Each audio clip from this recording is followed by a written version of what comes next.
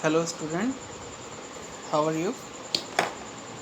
Myself Rajesh Kumar, and now I am starting the final lecture on human digestion. In the previous lecture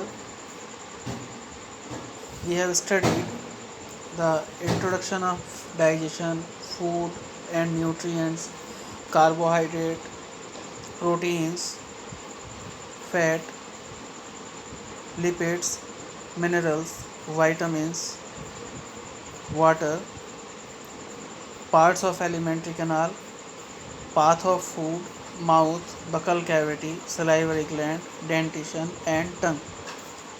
In the final and today's video, आज हम study करेंगे other parts of the alimentary canal.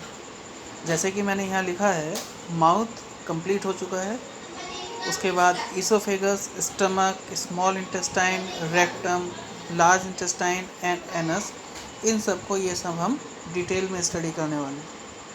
ध्यान से सुनिएगा, आज का video थोड़ा lengthy हो सकता है, लेकिन हम इसमें इस चैप्टर को कंप्लीट करेंगे.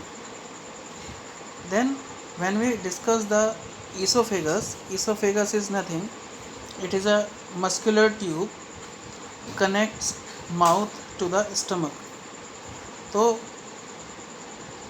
तो ईसोफेगस अपने आप में एक लगभग 12 इंचेस की ट्यूब होती है जो माउथ को स्टमक से कनेक्ट करती है. बेसिकली इस ट्यूब के थ्रू किसी भी तरह का कोई ना तो मैकेनिकल और ना ही केमिकल डाइजेशन होता है. ये ट्यूब केवल ऊपर से फूड को स्टमक तक पहुंचाने का एक पाथ प्रोवाइड कराती है. इसमें हमें जानने वाली बात है कि when we swallow the food, जब हम फूड को निगलते हैं तो the wall of the oesophagus की जो वॉल हैं वो अपने आप में स्क्वीज होती हैं यानी पिचकती हैं, एंड रिलैक्स होती हैं यानी खुलती हैं.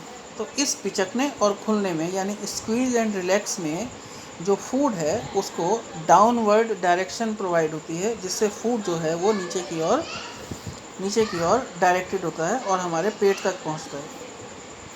देन एक इम्पोर्टेंट बात है कि ये जो स्क्वीजिंग और रिलैक्सेशन वाला जो प्रोसेस है, इस प्रोसेस को हम कहते हैं peristaltic movement. Peristaltic movement student बहुत इंपॉर्टेंट पॉइंट है, ये पूछा जाता है नीट में, आप इसको ध्यान रखिएगा. What is the peristaltic movement? It is nothing, it is the squeezing and relaxation of the oesophagus, यानी पिचकना और खुलना.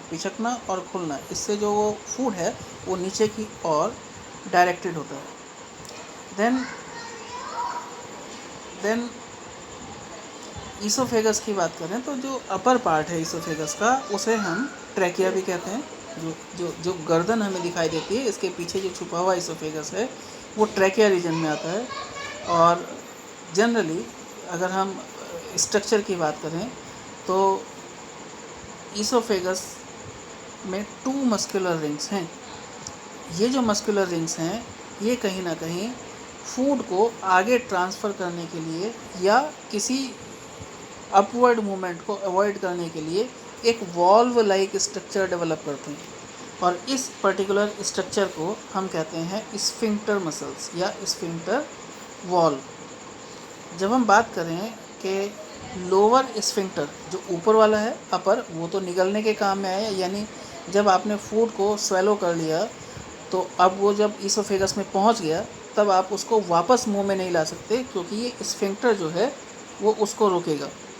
इसी तरह से जो लोअर स्फिंक्टर है, जब आपका फूड आपके स्टमक में पहुंच गया तब आप उसको वापस नहीं ला सकते, यानी ये रिफ्लेक्स को प्रिवेंट करता है.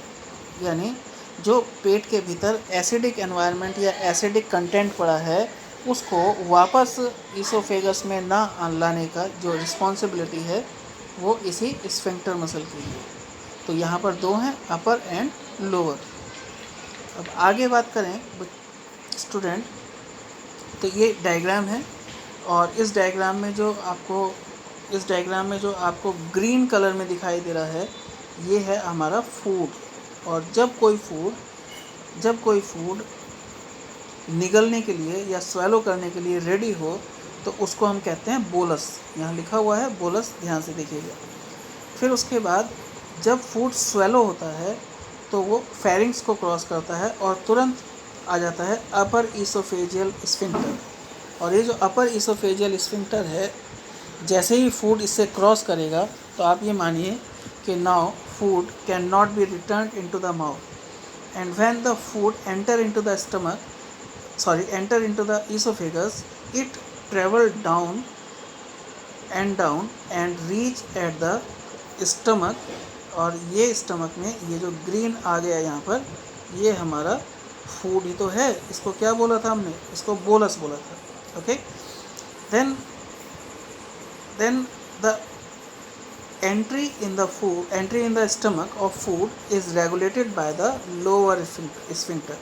अब ये लोअर स्फिंक्टर ये डिसाइड करेगा कि भाई अब ये फूड ऊपर ना चला जाए, तो ये कंट्रोल है लोअर स्फिंक्टर और अपर स्फिंक्टर का। तो आपको ये थोड़ा ध्यान रखना चाहिए। फिर यहाँ बात आई एलिमेंट्री कैनाल की। एलिमेंट्री कैनाल में हमने अभी जो बात की थी ईसोफेगस की थी, और अब हमें देखना है स्टमक का। तो stomach is nothing, it is a muscular organ located left side of the upper abdomen. और ये जो स्टमक है ये फूड को रिसीव करता है ईसोफेगस से। Food enter the stomach through the muscular wall called the lower oesophageal sphincter. तो जो हमने अभी पीछे पढ़ा था, जो लोअर स्फिंक्टर था, उसको यहाँ पर इन्होंने बोल दिया लोअर ईसोफेजियल स्फिंक्टर, क्योंकि ईसोफेजस आया है और स्टमक में एंटर कर रहा है। और the stomach secrete acid that is called as HCl, hydrochloric acid, and some enzyme, those are called the digestive enzyme which responsible for digestion of the food। तो स्टूडेंट, अब अगर हम स्टमक की और बात करें तो स्टमक का ये डायग्राम है, और ये आपको यहाँ पर बहुत इम्पोर्टेंट है। नीट के लिए इस डायग्राम में कहीं ना कहीं क्वेश्चन बनते हैं, तो आपको थोड़ा ध्यान से इसे देखना होगा। तो इसमें दो कर्वर्चर हैं स्टूडेंट्स, एक तो है ग्रेटर कर्वर्चर और एक है लेसर कर्वर्चर। जो ग्रेटर कर्वर्चर है वो कनकेव है, जो ग्रेटर कर्वर्चर है वो कॉन्वेक्स है, और जो लेसर कर्वर्चर है वो कॉनकेव है। एक क्वेश्चन इम्पोर्टेंट है। फिर यहाँ दिख रहा है आपको cardia. Cardia is nothing, it is a first part of the stomach. And फिर दिख रहा है fundus. Fundus is nothing, it is a dome shaped upper part of the stomach. और फिर यहाँ दिख रहा है पाइलोरस, और it is the end part of the stomach. तो starting number 1, number 2 end part, और ये जो एक आउट ग्रोथ लाइक बॉडी बनती है, इसको कहते हैं हम फंडस। स्टूडेंट, जो बीच में एग्जिस्ट कर रहा है इसको हम कहते हैं पूरा बॉडी। और ये जो बॉडी है, ये बॉडी में भरा रहता है HCl यानी हाइड्रोक्लोरिक एसिड। और यहाँ पर जब फूड यहाँ से एंटर होगा इस बॉडी के भीतर, तो यहाँ पर भरा हुआ जो एसिड है वो उसको डाइजेस्ट करेगा। इसका डायग्राम एक और है मेरे पास, मैं आपको दिखाता हूँ। ये देखिए, इसमें आपको फंडस कार्डिया बॉडी और पाइलोरिस दिख रहा है। पाइलोरिस और एट्रियम दोनों एक ही पार्ट हैं। अगर आपसे कोई बोले क्या पाइलोरिस और एट्रियम अलग अलग हैं? नहीं, पाइलोरिस जो है वो एंड पार्ट है, और उसके ठीक बगल वाला जो है, इस एट्रियम को लोग पाइलोरिक एट्रियम भी कहते हैं। तो आपको ध्यान रखना है। फिर उसके बाद यहाँ एक और डायग्राम है, यहाँ पर ये दिखाया गया कि HCl कहाँ भरा रहता है। ये यहाँ पर जो आपको दिख रहा है लिक्विड, ये स्टूडेंट्स ये HCl है। एंड जो इसमें छोटे छोटे ये एरो के निशान यहाँ नीचे दिखाई दे रहे हैं, ये एंजाइम्स हैं, डाइजेस्टिव एंजाइम्स हैं, जो ये इस स्टमक की वॉल जो है वो जनरेट कर रही है, ताकि फूड को अच्छे से डाइजेस्ट किया जा सके।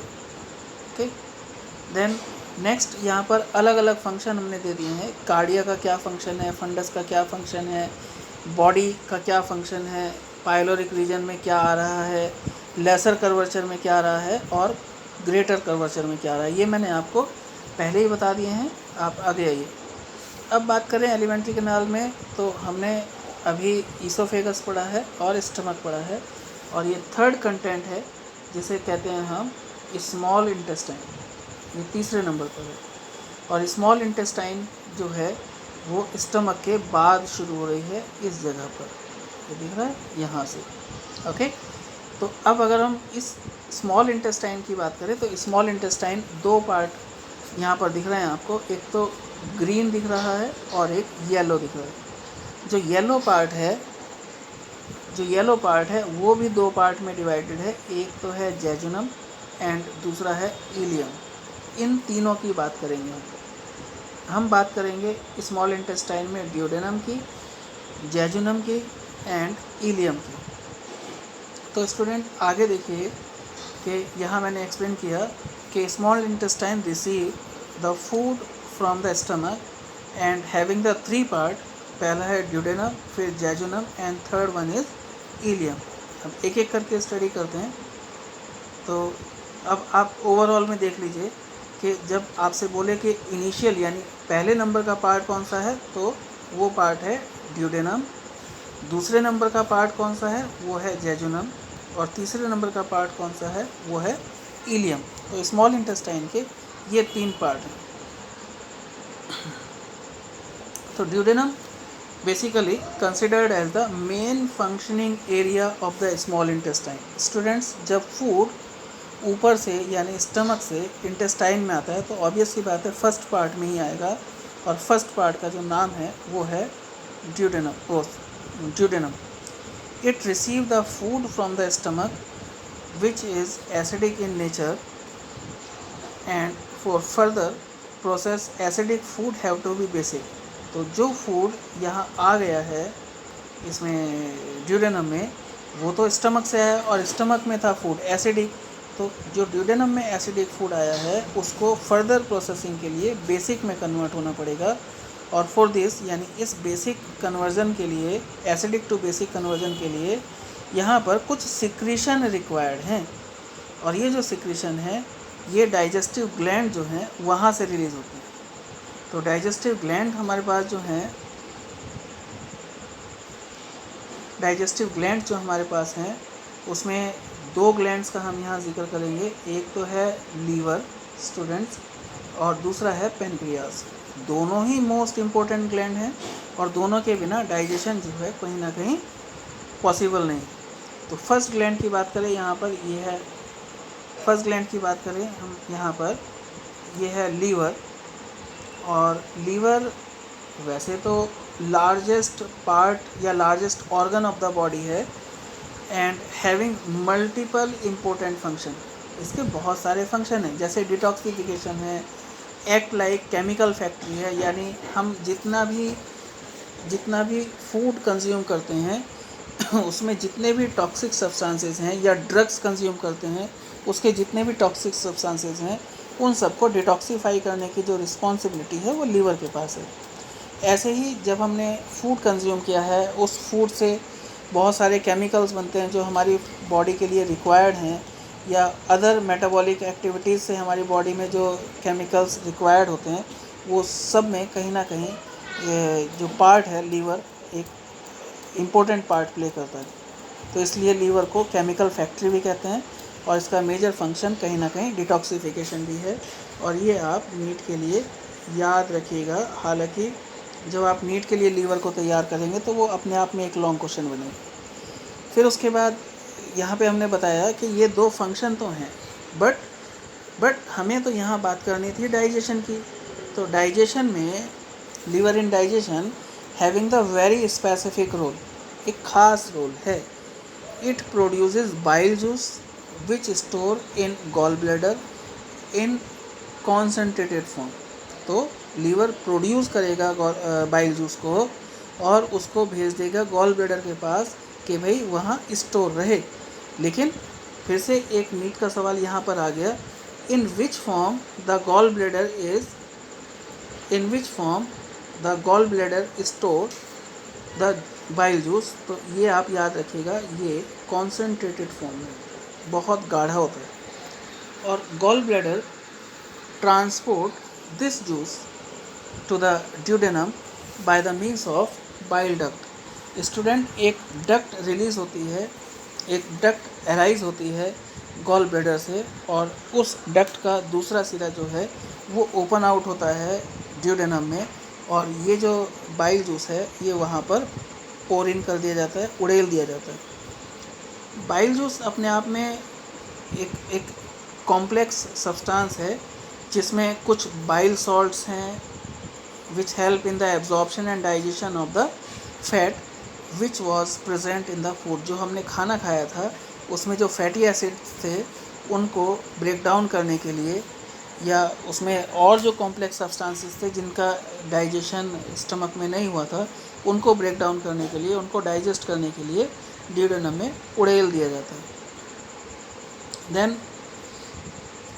देन अगर हम बाइल की बात करें, या इस बाइल को स्टूडेंट्स गॉल भी कहते हैं, बाइल या गॉल, इसी की वजह से, क्योंकि गॉल स्टोर करता है ब्लैडर, इसलिए उसे गॉल ब्लैडर भी कहा गया। तो बाइल की बात करें, it's secretion is stimulated by the secretin hormone. एक सिक्रेटिन हार्मोन होता है जिसके थ्रू अगर वो प्रॉपर अमाउंट में रिलीज़ हो रहा है तो दैट मीन्स कि जो बाइल प्रोडक्शन है वो बढ़िया होगा और लगातार होगा। And the concentration of the bile in the gallbladder is controlled या stimulated by the cholecystokinin, एक another digestive hormone एक तरह का, जिससे ये जो गॉल ब्लैडर में बाइल जूस आया था उसको कॉन्सेंट्रेट होने में हेल्प मिलती है। अपने आप में dark green to yellowish brown colour का एक लिक्विड है जो बहुत ही ज़्यादा विस्कस है, और इसका जो pH है वो 7.1 से लगभग 8 pH तक है, तो स्लाइटली एल्केलाइन है। और bile is made up of bile acids, cholesterol, phospholipids, bile pigments जैसे कि bilirubin and bilirubin, electrolytes and water.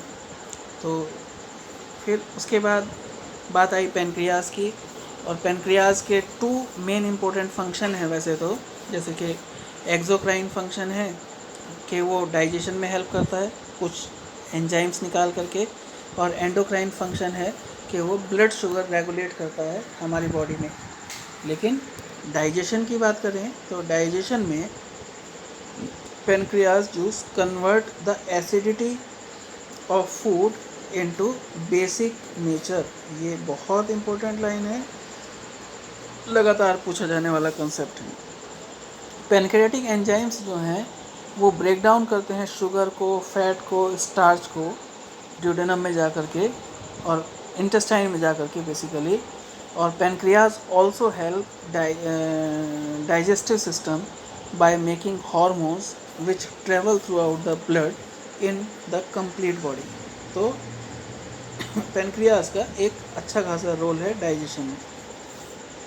यहाँ पर एक डायग्राम के थ्रू आप समझिए कि एक पहले ये वाला डायग्राम देखिए, ये लीवर है स्टूडेंट्स, और इसके नीचे ग्रीन कलर का जो पोर्शन है ये गॉल ब्लैडर है। और ये जो गॉल ब्लैडर है ये प्रोड्यूस करता है, स्टोर करता है बाइल। प्रोड्यूस हो रहा था लीवर में, यहाँ प्रोड्यूस हो रहा था और यहाँ स्टोर हो रहा था। तो जब ये स्टोर हो रहा था और नीचे सप्लाई जाना था तो ये वाली जो डक्ट जा रही है ग्रीन वाली, इस डक्ट को बोला गया था बाइल डक्ट। ओके, तो ये बाइल डक्ट जा कर के ओपन हो रही थी ड्यूडेनम में। और इसी तरह से दूसरी चीज़ है जिसे हमने बोला था पेनक्रियाज। पेनक्रियाज के रीज़न बना रखे हैं इन्होंने कि भाई स्टार्टिंग वाले रीज़न को हेड कहते हैं, फिर नेक कहते हैं, फिर बॉडी कहते हैं, और लास्ट वाला रीज़न टेल आता है जहाँ से स्प्लीन जुड़ता है। ओके, तो दोनों का कनेक्शन जो है वो जा कर के अल्टीमेटली ड्यूडेनम में होता है। ओके, अब अगर इस डायग्राम को देखें तो यहाँ पर बाइल डक्ट दिख रही है, यहाँ पर बाइल डक्ट दिख रही है, ठीक है, और यहाँ पेनक्रियाटिक डक्ट दिख रही है। तो ये कॉमन बाइल डक्ट नहीं है, ये तो बाइल डक्ट है, ये यहाँ से कट होगा। और कॉमन डक्ट जो है वो स्टूडेंट ये वाली है, जहाँ पर बाइल डक्ट भी मिल रही है और पेनक्रियाटिक डक्ट भी मिल रही है। तो इसको हम फिर बोलते हैं कॉमन हिपैटो पैनक्रियाटिक डक्ट।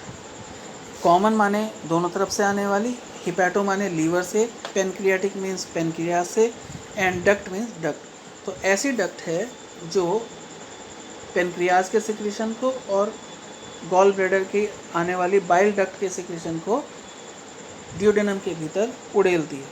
तो ये क्लियर होना चाहिए यहाँ पर, ये एक ज़रूरी कंसेप्ट है, थोड़ा सा ट्विस्ट है जिसमें आपको क्लियर होना चाहिए। फिर उसके बाद स्टूडेंट अभी जब अब तक तो फूड पहुँचा था ड्यूडेनम में, जहाँ पर एसिडिक से बेसिक हो गया क्योंकि ये सिक्रीशन उसमें डले। अब उसके बाद हम बात करें जेजुनम की, तो jejunum is nothing, it is the next part of the digestive gland, next part of the small intestine after the duodenum, और nutrients absorbed by the jejunum by the help of villi and enter into the blood stream। देखिए जब यहाँ पर food acidic से basic हो गया था duodenum में, तो उसके बाद इस फूड को आगे ट्रांसफ़र कर दिया गया, आगे धकेल दिया गया, और उसके बाद आगे वाले जो पार्ट में यानी जेजुनम वाले पार्ट में पड़ी हुई थी कुछ विलाई क्या होती हैं, ये अभी एक डायग्राम आया था आपको, ये देखिए कि ये हमने एक छोटा सा रिव्यू सा बनाया था आपके लिए कि ये स्मॉल इंटेस्टाइन है, और इसको जब हम कट करते हैं तो इसके इंटरनल रीजन पर कुछ इस तरह के स्ट्रक्चर होते हैं। ये फिंगर लाइक प्रोजेक्शन, और ये जो फिंगर लाइक प्रोजेक्शन है इसमें बहुत सारी ब्लड सप्लाई होती है। क्या होती है? ब्लड सप्लाई होती है through the veins and arteries. ठीक है, अब वेन्स एंड आर्टरीज अगर अवेलेबल हैं तो यहाँ पे ब्लड आएगा भी और यहाँ से ब्लड जाएगा भी। तो जब ब्लड आएगा और ब्लड जाएगा तो उसी सर्कुलेशन के दौरान जो न्यूट्रिएंट यहाँ पड़े हुए थे स्मॉल इंटेस्टाइन के भीतर, उन न्यूट्रिएंट्स को जो डाइजेस्ट हो गए थे उनको ब्लड एब्जॉर्ब करेगा इन विलाई के थ्रू और पूरी बॉडी में सप्लाई कर देगा। तो आपको समझना चाहिए कि ये जो जेजुनम है यहाँ पर ये काम हो रहा है, और लिखा है यहाँ पर बच्चों के nutrients absorb by the jejunum by the help of villi and enter the blood stream where they can be distributed to the organ of the body, और the primary function of the jejunum is to absorb sugar, amino acid and fatty acid. ये NEET का question आ गया बच्चों कि basically what nutrients absorb in the jejunum. तो आप ज़रा इसको ध्यान रखिएगा, ये नीट में पूछा जाने वाला क्वेश्चन। ओके, देन ये हमने डिस्कस कर लिया है डायग्राम। ये एक और डायग्राम है जिसमें विलाई दिख रही होगी आपको,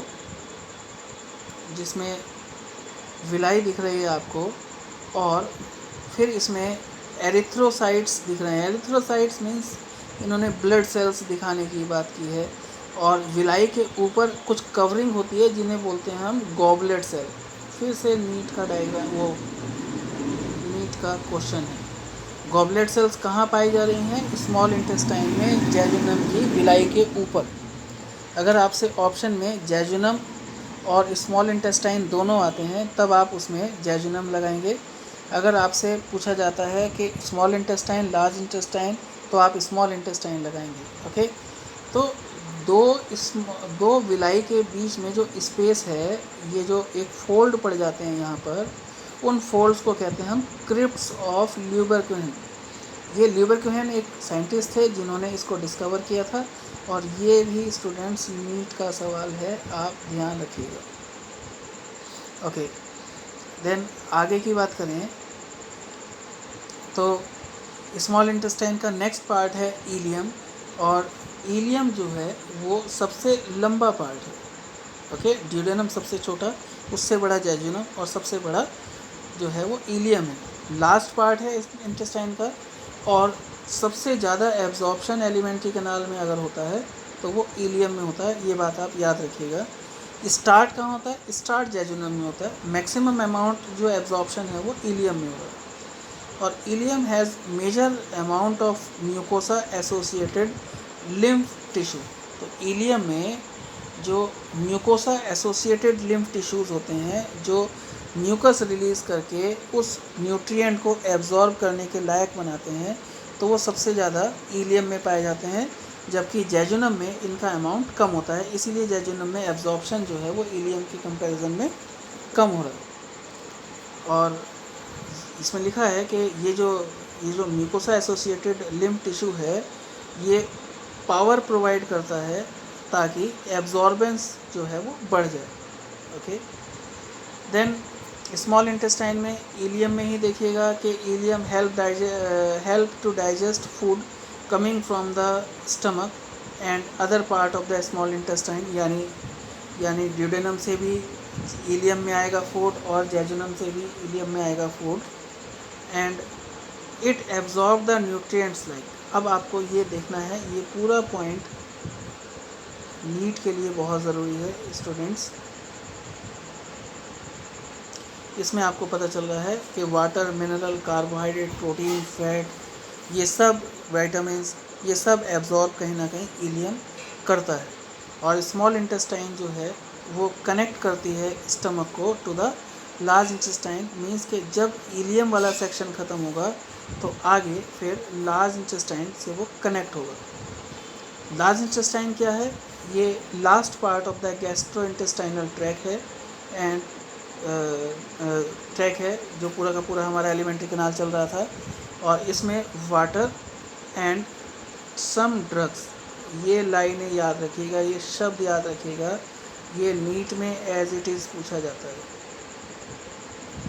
water and some drugs are absorbed here, यानी लार्ज इंटेस्टाइन में, and the remaining waste material is stored in the as a faeces before being removed by the defecation, यानी जो वेस्ट प्रोडक्ट है वो स्टोर होगा इस स्मॉल इंटेस्टाइन के last वाले पार्ट में, रेक्टम में, और फिर उसके बाद उसको एनस के ट्रांसफ़र कर दिया जाएगा आफ्टर सम टाइम। ये एक इम्पोर्टेंट डायग्राम है। एक्चुअली इस लार्ज इंटेस्टाइन का कुछ बेसिक फंक्शन, मल्टीपल फंक्शन तो नहीं है, लेकिन स्ट्रक्चर है जो आपको याद करना है, इम्पोर्टेंट है। यहाँ पर आपको दिख रहा है इलियोसिकल वॉल, यहाँ से इलियोसिकल वॉल यानी यहाँ से स्मॉल इंटेस्टाइन यहाँ कनेक्ट किया था, और फिर यहाँ से लार्ज इंटेस्टाइन शुरू हुआ, और ये लार्ज इंटेस्टाइन का पहला पार्ट है, ये दूसरा पार्ट है, ये तीसरा पार्ट है। तो पहले पार्ट को हमने बोला असेंडिंग कॉलोन, दूसरे पार्ट को बोला हमने ट्रांसवर्स कॉलोन, और तीसरे पार्ट को बोला हमने डिसेंडिंग कॉलोन। जहाँ पर ये टर्न होता है उसे हम बोलते हैं फ्लेक्सर, राइट फ्लेक्सर और लेफ़्ट फ्लेक्सर, ध्यान रखिएगा। और जब थर्ड पार्ट रेक्टम के लिए थोड़ा सा टर्न लेता है तो उसको हम बोलते हैं सिग्मोइड कॉलोन। और फिर ये रेक्टम जो है कुछ समय के लिए इस फैसेस को स्टोर करेगा और फिर एनस के थ्रू बॉडी से बाहर करा देगा। स्टूडेंट, फिर हमारे पास एक लास्ट सेक्शन है, मैंने यहाँ बता दिया कि एनस और ये last part of the digestive track है, हम सब जानते हैं, और इसमें 2 इंच लॉन्ग कैनाल है जिसमें कुछ मसल्स होती हैं जिन्हें हम पेल्विक फ्लोर मसल्स कहते हैं। और ये जो पेल्विक फ्लोर मसल्स हैं ये भी कुछ वॉल्व के थ्रू कंट्रोल होती हैं, और इन वॉल्व का नाम है इंटरनल वॉल्व और एक्सटर्नल वॉल्व, जिसके थ्रू ये पूरा का पूरा जो डिफेशिएशन है वो कंट्रोल होता है वॉलेंट्रीली। देन लास्ट में मैं आपको कहना चाहता हूँ कि ये जो वीडियो है ये यहाँ पर चैप्टर कंप्लीट होता है। अगर आपको पसंद आया हो तो लाइक, शेयर एंड सब्सक्राइब ज़रूर कीजिए, और नए नए वीडियो के लिए लगातार नोटिफिकेशन प्राप्त करते रहिए। थैंक यू, धन्यवाद।